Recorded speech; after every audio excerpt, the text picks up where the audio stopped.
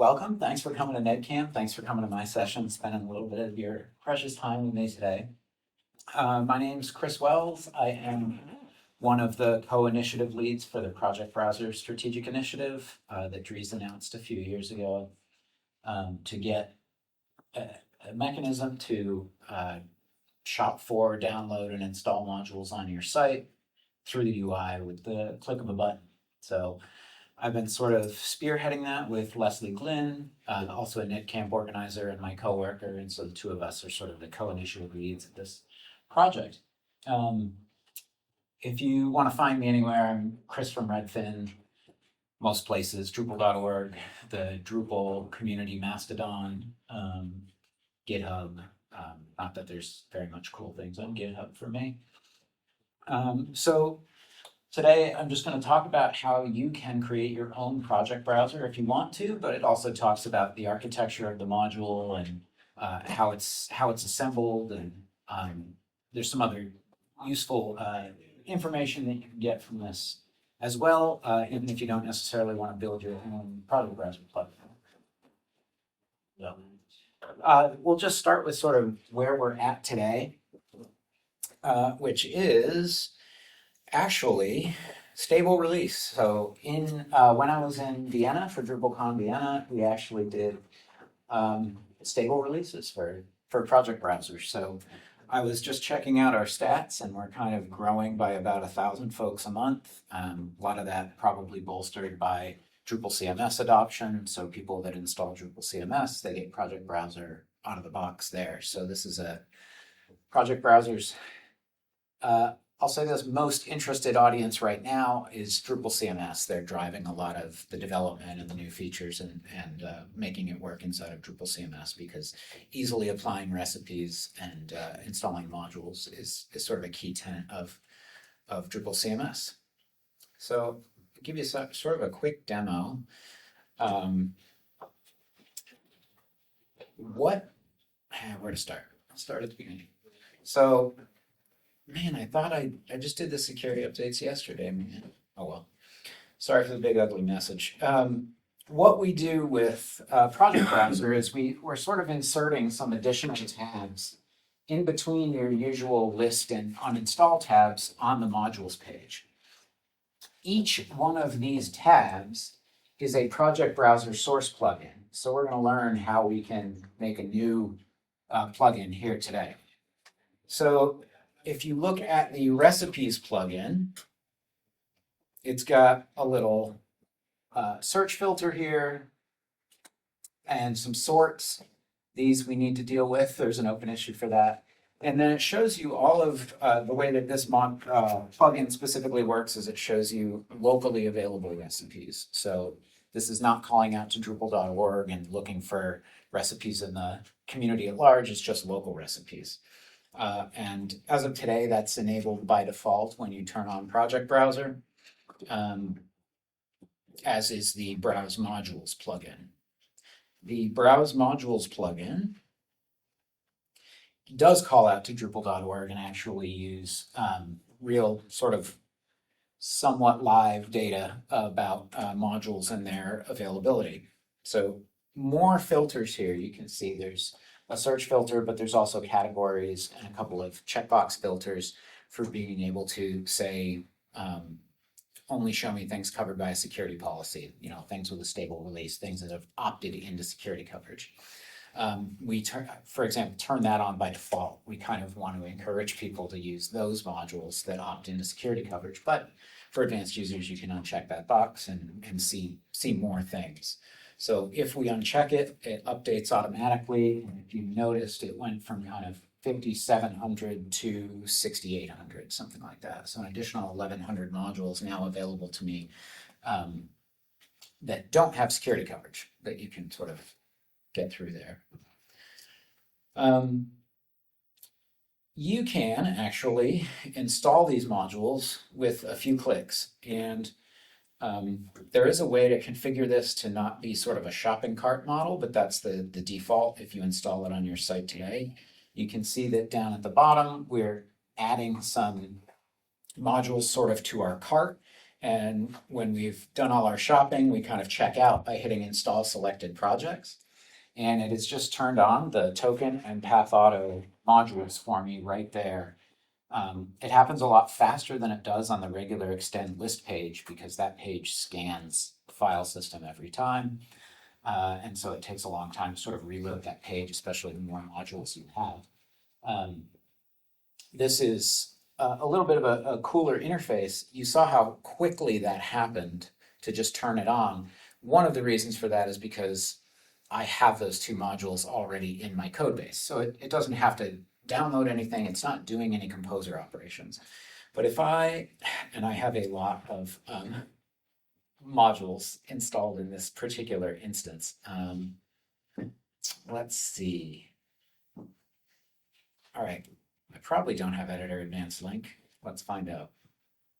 Nope, I do. Trying to find one that's a little bit slower. See if I have Antibot. Okay, don't have Antibot installed.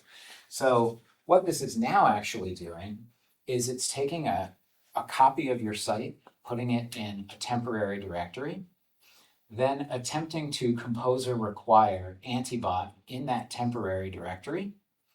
And if everything goes off without a hitch there, then it rsyncs all of that, all the changes back to your local code base. And it's actually not Project Browser that's doing that. It's an API that's experimental in core called Package Manager. And it's the same API or module used by other things that touch your code base, like automatic updates. So you can see while I was rambling on that it did eventually get installed. And so now the Antibot module is installed as well. How did you know, like, which one you have inside your code base and which one you don't? You don't write You don't know, you just remembered. Yeah, and there are, we'll talk about like being able to make your own plugins is one reason why you might want to do that is to only show contrib modules that are in your code base. We actually have that plugin already running, so you could show all of this same data, but it might only show you those.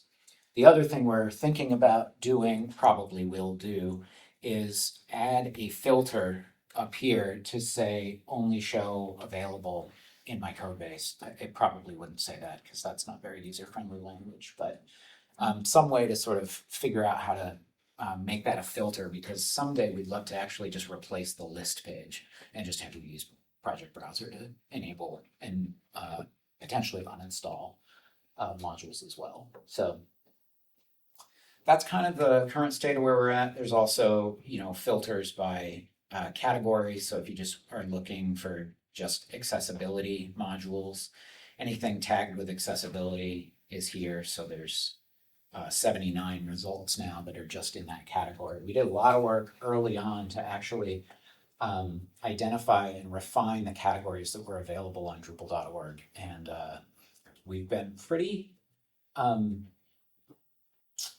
tight about not letting that grow too much. So in the time since we did it, we've added one category, which is for AI. And other than that, so I think there's about 40 categories now. And we have also limited maintainers to only picking 3 categories as well. We've found when we audited that there were a lot of maintainers who just checked every box because they wanted to be discovered no matter what. So that's kind of where it's at today. It's a stable release. You can install it on your site. And as long as you have a good access to a temporary area and that sort of thing, it can go off, install, make sure the composer is going to run, rsync it back to your site, and then it will enable the module for you. So it alters the composer JSON? Yep. So people who are, it's interesting, people who come to these kinds of like intermediate level presentations that are developers are like, why would I do that? That's wild. Like I have Git and I have, and a lot of this is like, it's not for you. It's not for those people. It's a little bit about, I'm running my website for my aunt's book club, and it's just on like a shared host for $10 a month or something, and I want to just add a module there. So it's a lot more like that CMS sort of long tail of the market. With that said, with some advanced kind of things, like this works awesome in DDEV, you can config split it out and go back to your fly later and do a get status and see that the composer JSON has Right, I mean, if changed. it's doing the addition to a composer JSON and composer lock, you're good to go, because generally speaking, you don't include contrib modules in your repo anyway. All right. Yeah.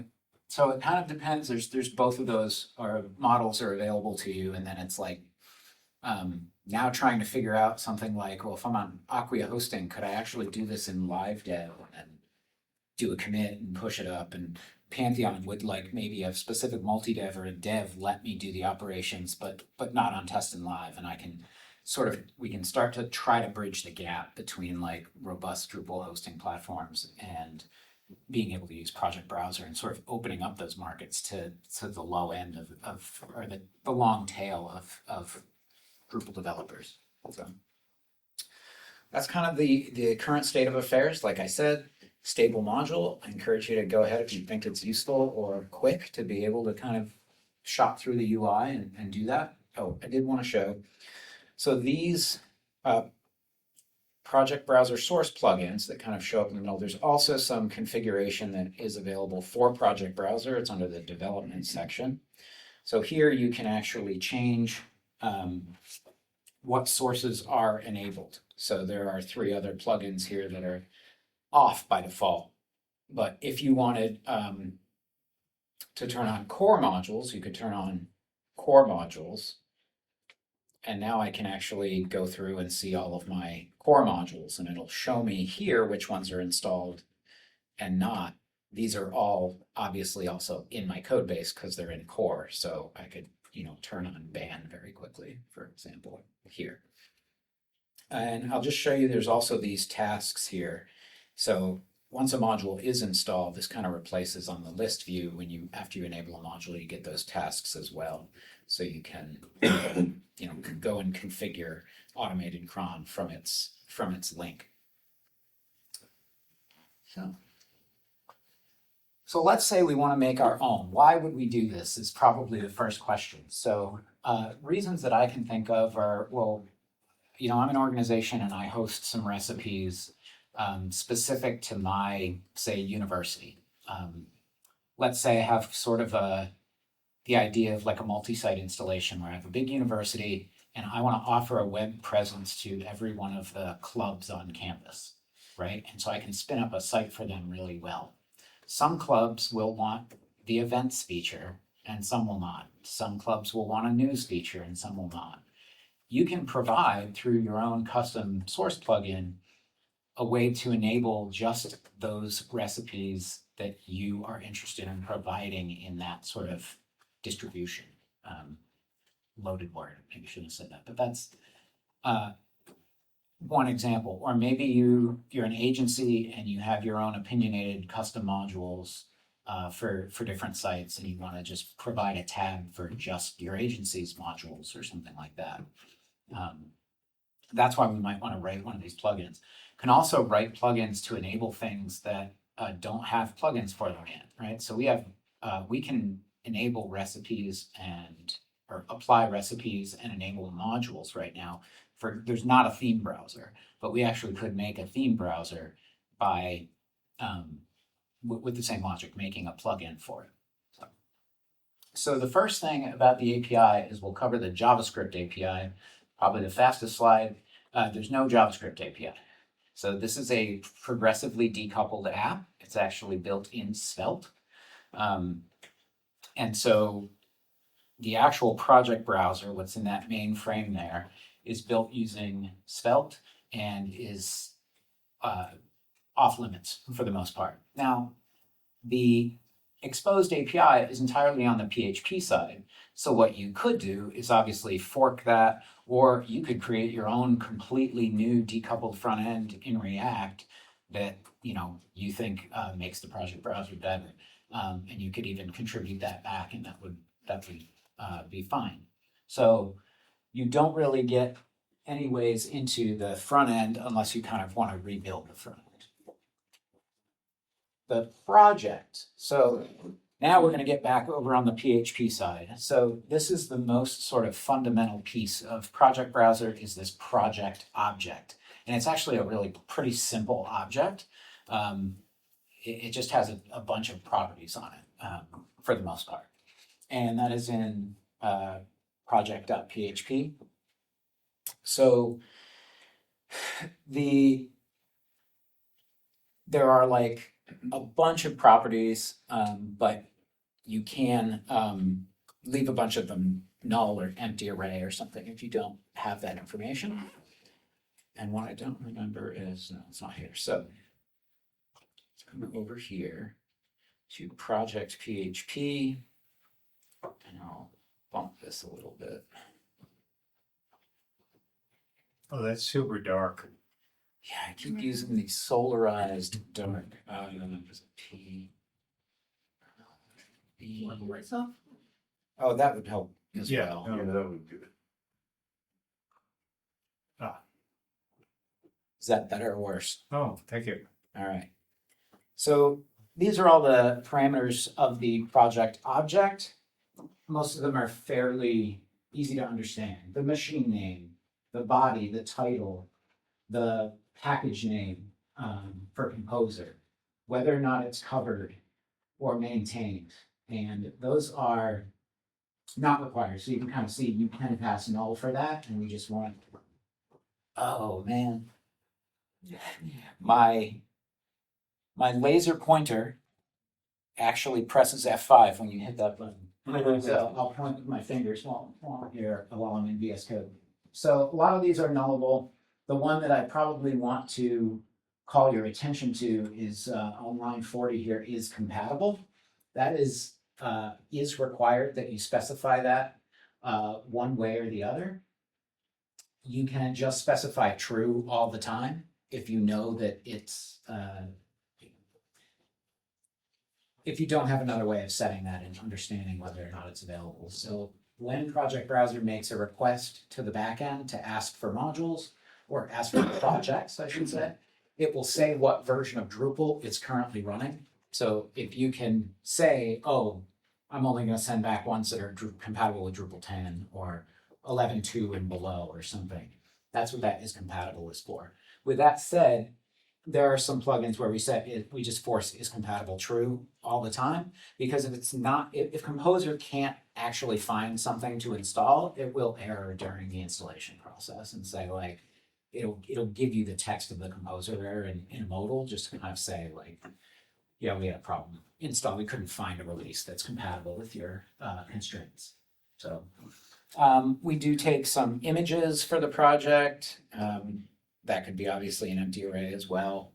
And then project type is another important thing. So currently today, we only support types module and recipe. But like I said, if we wanted to add a type for themes, then we could expand that enum that we have and add a third project type. Okay, so a little bit of a shorter way to see all those. So that is the project object. So now we have these source plugins. Each source plugin more or less becomes a tab in that extend page. These are 4 of the ones that come included. Drupal.org JSON API, that's its machine name. That's the one we were looking at. That's all the contributed modules from Drupal.org. Recipes, which scans your local file system for recipes to display. I showed you core, which is just the core modules in your installation. And then recommended is a really cool kind of one that we have, and it uses well, I'll talk about it later. That reads from an external URL and reads a YAML file and will provide only those modules that exist in that YAML file. So if you, for example, wanted to just restrict your institution to be able to enable this, list of 200 modules, you could maintain that list in that YAML file and use the recommended plugin. So you wouldn't even need to write, your own custom plugin necessarily if you were wanting to use regular Drupal.org modules, but use that external allow list. Yeah. So if you do want to create your own source plugins, you do that by extending project browser source base. Extending that base class is the way to go. If you are hardcore, you can just implement project browser source interface directly, but I'll show you why that's not super great, because the base class gives you a lot for free, which is good. And that was said by our own Adam in the corner, who is a Lego minifig. All right. One thing to understand is that our classes are final. So other than I should say, most of our classes are final. The ones that we want you to extend are not. So for example, the Drupal.org JSON API is final. We don't want you to extend that one. We want you to always extend the project browser source base class. But you can use the decorator pattern if you want to just sort of lightly manipulate what's happening in another plugin. And I had to make sure I fully understood decorator pattern. I get intimidated by software design patterns, and then it turns out they're fairly easy. So the decorator pattern is basically you just instantiate an object of the class you're trying to extend, and then you can use methods through that object to make your own. So that's how we do it. And an example of that is the local modules plugin. It's one that I didn't call out here because it's not necessarily great, but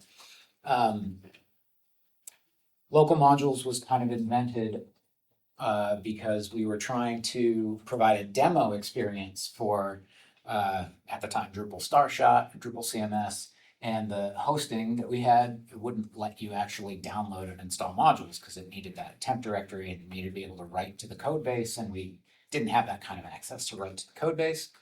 So we wrote the local modules plugin, which kind of, if you ship with, 50 contrib modules, you can still get the experience of how you would use Project Browser, but without having to actually download anything or do any composer operations. But that might be useful if you're always shipping, maybe this club sites example, you're shipping all the modules that you want, and those are all already approved, and you're shipping them in your code base. You could use local modules, and it'll just give you that list. And what's cool is it still uses the Drupal.org JSON API data, so it gives the description and the title from Drupal.org. So we now need to look at, if we're going to implement a plugin, we need to set its attributes. This is the one slide I changed from Vienna because I kept saying annotation, but we don't use annotations anymore, we use attributes. So basically when you're going to implement this plugin, all you have to do is for the attributes at the top, you have to give it a machine name, an ID, a label, and a description. And then if you want, you can give it a local task. So if you actually can write a plugin and not make it one of those tabs, if you just wanted to link to it or semi-hide it, you could not give it a local task. And then if you're going to actually build derivatives of a plugin, like you want to sort of replicate a pattern of plugins that are all kind of the same but change based on a few things, you could actually do a deriver here. One example of that might be like, let's say you have a GitLab group plugin, but you want to enable access for like 4 different groups, and you want the groups to have like 4 different tabs or something. You could use derivatives to do that. So the project browser source interface, so this is like if you're hardcore, you can go straight and implement the interface. And the biggest one in there is get projects. That's kind of like the main method where you are going to go and get from whatever data source you have all the projects that you want to show the user. And we get this query array, and we have keys in that array of all the different things that have come to me from the front end. So what page are they asking for? Like, is this page 3?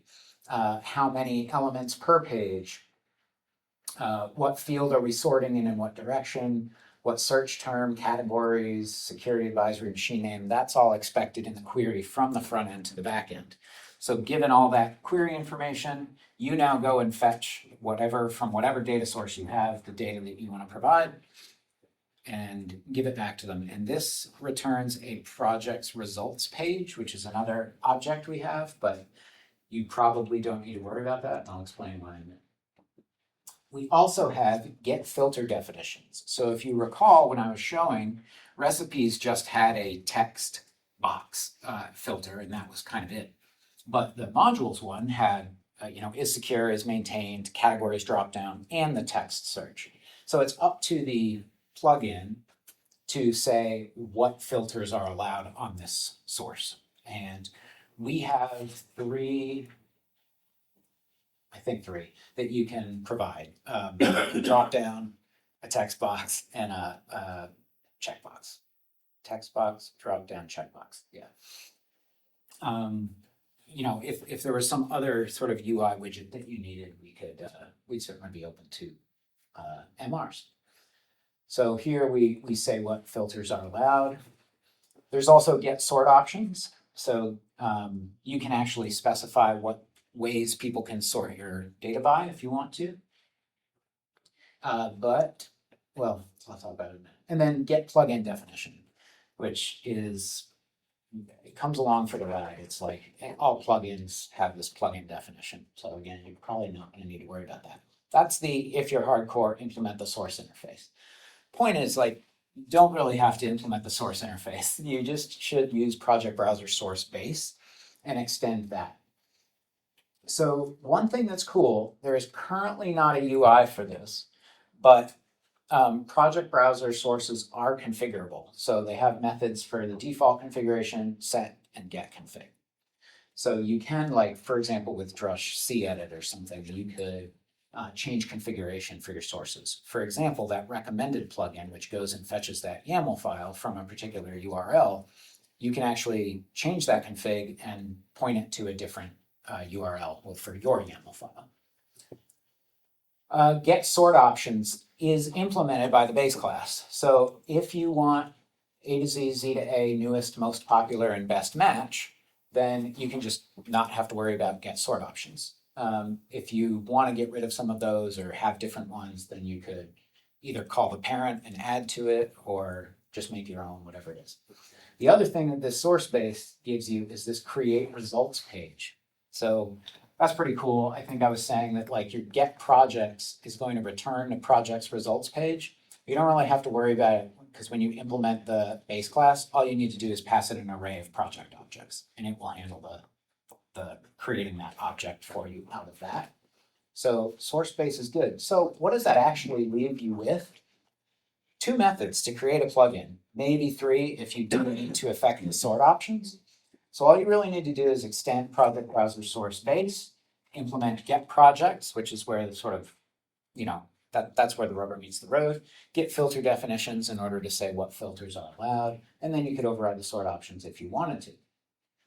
So the last piece of the API that I want to tell you about are activators, which is probably not something you'd worry about, but I would be remiss if I didn't talk about it if I was covering the Project Browser API. So projects, that project object, you may have noticed that, like, it didn't have a status on it, for example, like is enabled or is available or anything.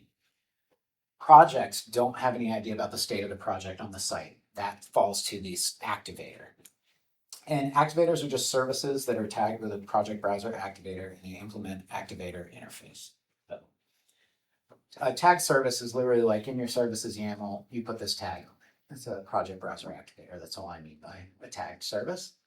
And the activator interface takes a project, and you, in this method, kind of determine what the status is. Activation status is an enum. I think there's 3 states, like present, absent, or enabled or active or something like that. So active is like this is turned on. Present is like it's in the code base, but I don't need to go download it, but it's not enabled. And then absent means like it's not even in my code base. So I think those are the 3 states of activation status. Supports is whether or not you just get the project and you look at the project and you say whether or not you support activating this kind of project. And then activate is actually where you run the code to turn that project on or enable it or whatever it is. So when is this useful? Really, you'd write an activator only if you're doing like a new type of project that needs to be enabled. So we've talked about expanding this, right? The example I gave today is like themes. Like we don't have a theme browser, but we could. How you turn on a theme in Drupal code is different than how you turn on a module. So we need to write our own activator interface that would activate a theme and enable it. Yeah, and that's about it. And we've talked about having a potential library of single directory components that are out there, and you could activate a single directory component. Activating an SDC is really just like clearing the cache or clearing a specific cache, right? So the activate for an SDC might just clear that cache so that the new SDC that got downloaded is discoverable. ECA models is another thing that we've been talking about, potentially having people be able to pull down models for ECA and activating those. So that's what activators are for. So if you're worried about modules or recipes, which is kind of the heaviest hitters here, then you don't need to worry about activators. Then there are two subclasses which extend the activator interface. There's a tasks interface, and that's basically just the regular activator, but it also is able to provide those tasks that I was showing you in the dropdown. So after a module is enabled, you have help and configure and permissions, those dropdowns. That's why we use the tasks interface. However, you can actually turn off the ability entirely to install modules and only allow shopping. So if I turn off allow installing via the UI and go, I'll just go back to browse modules. Once I've done that, now when I try to install something, it takes me over to that module on the regular list page, or I again have to find something that is not on my site. So let's try the last page. There, view commands. So this instead will just tell you how you would actually install this module, kind of like Drupal.org is today. And so that is the instructions interface here. So the activators are responsible for a lot of that, the button actions there, what can happen there. So, all right. So let's actually go and look at something that's been built here. So I'm thinking to myself, okay, I have a few custom modules and I want to make a way to maintain that list. So let's just go and keep it in a Google Sheet. So I just took all the properties of the project object and put them in a Google Sheet and have a couple of modules here. So to actually implement this, we already looked at project browser source base. Okay, so let's look at my Google Sheet source. So we'll look at the first piece here. So here are your attributes. Again, you give it a machine name, a label, a description, and then I did give it a local task of Google Sheet so that it shows up in my tabs on the extend page. I'm going to skip get projects for now, and I'm going to jump down to get filter definitions. So this is where you just specify what filters are allowed. So I have a new text filter, which is like a search box, and I have categories here, and it's a multiple choice filter. So that's what I've provided on this particular plugin. And then we have to implement get projects. And I'll come clean now that I had Warp AI write this for me, and it honestly is probably a lot more robust than I would have written it. So there's like try catches in here and stuff, which I would usually not mess with for demo code, but it's really cool what it was able to do and understand and actually provide filters for me and stuff as well.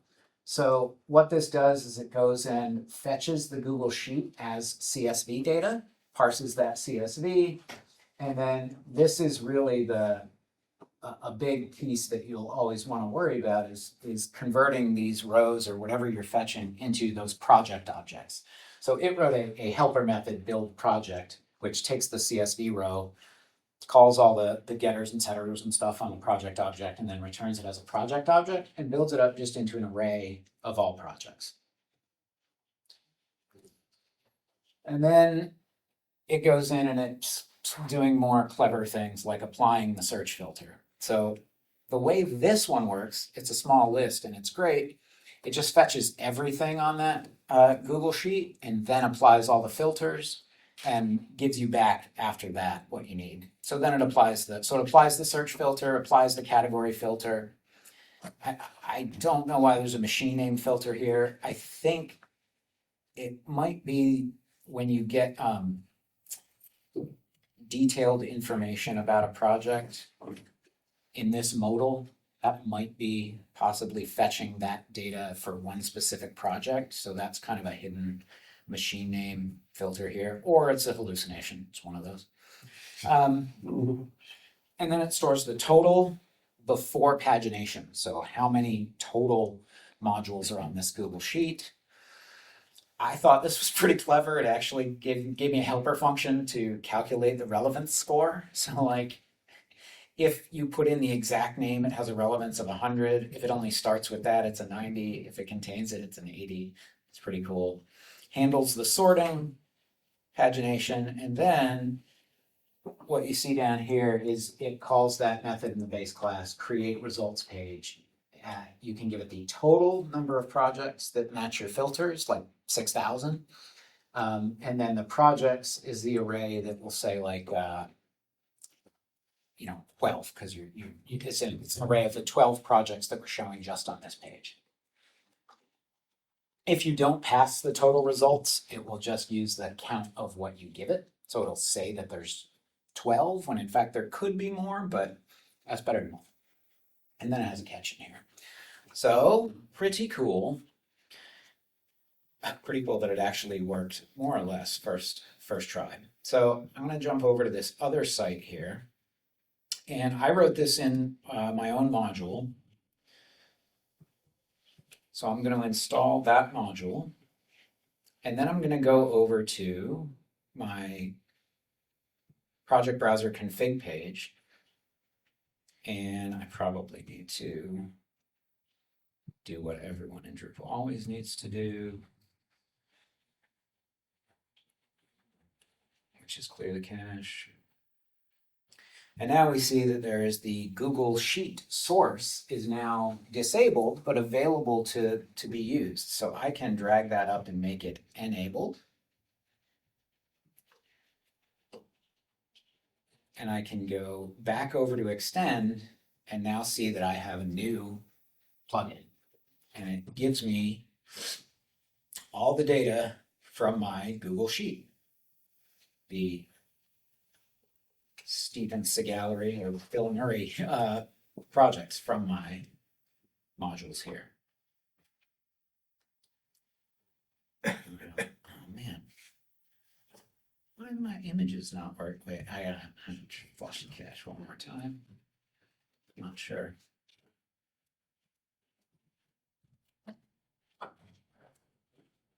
All right, well, I'm just going to be bummed then instead, but it's really cool. So if everyone's never heard of this, the Steven Segallery or Phil Murray are like placeholder image sites that give you images of Bill Murray or Steven Seagal, which is pretty cool. So you can just kind of like link to the URL and it'll give you that. See, the Place Kitten one is working great.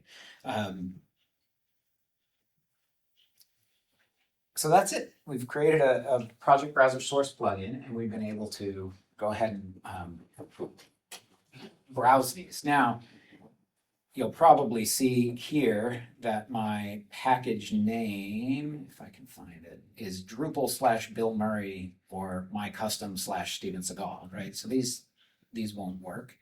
And go to the right one.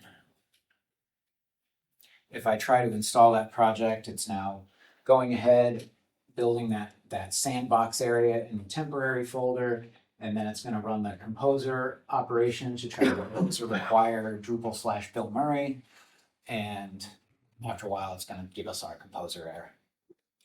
Can you go? Oh, Yeah. Can you go back to your VS Code is that the plugin inside your own module or is Yep. inside So is it inside your browser? Yeah. the AI put it inside the project browser module because it had a module subfolder, and I never moved it, but you can put it anywhere. You can totally build your own completely custom module to contain all this. Did you write everything with AI or did you like kind of I go through- sanity checked it, but it wrote it pretty well. The part that was hard for me was not knowing how to like what are the APIs to access a Google Sheet, and so I was like, here, just do this, and then it just wrote something way more robust than I expected. And to that point, one of the things it did, for example, automatically was it cached the results from the Google. So I did not like that, but that is what happened. So you can go here and I can grab, in the hypothetical world, maybe you have a form where someone can request a new module to be put on the list. So I can come here and put this in my sheet, and I'm going to reload, and it's not there yet. And there's potentially some reasons for that. And now this is where it gets a little hairy. I actually can drush CR and it kind of works. Yeah, because it is now understood that my thing is a little bit different. Adam, what are we're storing what's in non-volatile storage? Non-volatile storage? Yeah, what's in non-volatile storage from Project The Browser? information about the projects that came back from the back end. That's it, yeah. So changing some of this data, for example, I think, like if I were to change this, Nick Cage is the best actor ever. Save that and reload that. That's not gonna change it. That won't change it, and I'm pretty sure that a debug drush CR won't even change No. that. We have a dedicated command for that. Right. And so that is what I wanted to show. Oh man, it totally worked.